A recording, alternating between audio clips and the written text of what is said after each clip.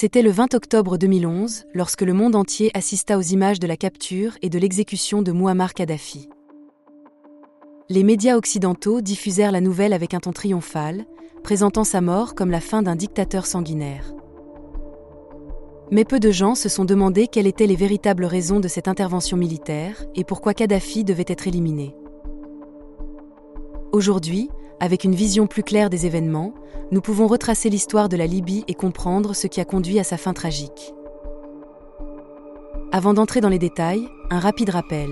Si vous aimez les histoires vraies qui révèlent la face cachée de l'histoire, abonnez-vous à notre chaîne. Ici, nous racontons des vérités souvent oubliées ou déformées par les médias, pour faire la lumière sur ce qui se passe réellement sur le continent africain. La Libye, avant son indépendance obtenue à la fin de la Seconde Guerre mondiale, était considérée comme le pays le plus pauvre du monde. Mais tout changea en 1956, lorsque d'énormes réserves de pétrole furent découvertes sur son territoire.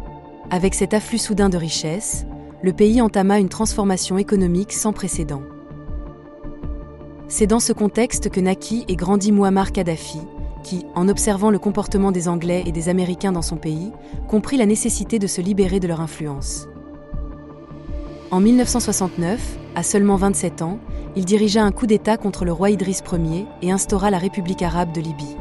Dès son arrivée au pouvoir, sa priorité fut de rendre aux Libyens le contrôle de leurs ressources. Il nationalisa l'industrie pétrolière et imposa des conditions strictes aux compagnies étrangères, comme la française Total, qui devait reverser plus de 85% de leurs bénéfices à l'État.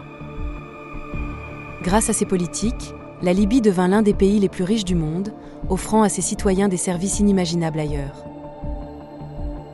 Éducation gratuite, soins médicaux accessibles, prix subventionnés pour le pain, et même un bonus de 5 000 $ pour chaque naissance. Mais Kadhafi ne voulait pas se limiter à la Libye. Son rêve était d'unir l'Afrique en créant les États-Unis d'Afrique avec une monnaie commune, le dinar d'or africain. Ce projet aurait permis aux pays africains de s'affranchir de la dépendance au dollar et aux financements occidentaux, mettant fin à la domination des institutions financières internationales comme le FMI et la Banque mondiale. La Libye, pour prouver son engagement, investit 90% du capital nécessaire à la création de la Banque centrale africaine, qui devait être basée au Cameroun. Ce projet représentait une menace directe pour les intérêts économiques des États-Unis et de l'Europe, dont la suprématie reposait sur le contrôle des devises et des ressources africaines. Que pensez-vous de l'idée d'une monnaie unique africaine ? Pensez-vous que l'Afrique serait plus forte aujourd'hui avec le dinar d'or ? Partagez votre avis dans les commentaires.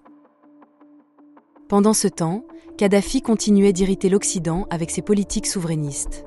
Les compagnies pétrolières ne pouvaient extraire qu'une quantité limitée de brut et toutes les concessions étaient négociées en faveur de la Libye. De plus, il finançait des mouvements de libération en Afrique et contribuait à l'effacement de la dette de plusieurs pays africains. L'Occident ne pouvait pas tolérer une telle menace pour son hégémonie. Le début de la fin arriva en 2011, lorsque des soulèvements éclatèrent dans plusieurs pays arabes et furent immédiatement exploités par l'Occident. En Libye, les services secrets français commencèrent à financer des groupes rebelles et créèrent le Conseil national de transition, une alternative politique au gouvernement de Kadhafi. Lorsque le leader libyen refusa d'accorder de nouvelles concessions pétrolières et insista sur la création de la monnaie africaine, la décision fut prise, Kadhafi devait mourir.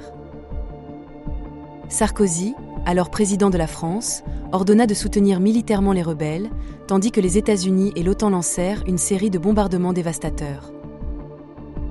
Les frappes aériennes occidentales détruisirent les infrastructures libyennes et tuèrent des milliers de civils.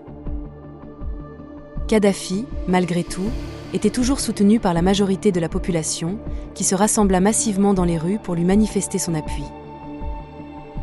Mais la puissance militaire de l'OTAN était écrasante. Le 20 octobre 2011, le convoi de Kadhafi fut attaqué par un drone américain.